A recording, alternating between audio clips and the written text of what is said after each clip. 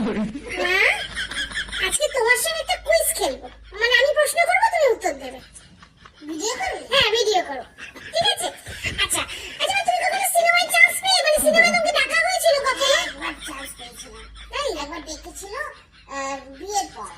তুই তখন ছোট ছিলি, আর তখন দেখেছি আমি এত অসুবিধা ছিল, আমি যেতেই পারিনি। তবে লুক টেস্ট হয়নি নিশ্চয়ই? ডিরেক্টর নিজে পছন্দ করে রেখেছিল? হ্যাঁ, ডিরেক্টর বলেছিল আপনি একদম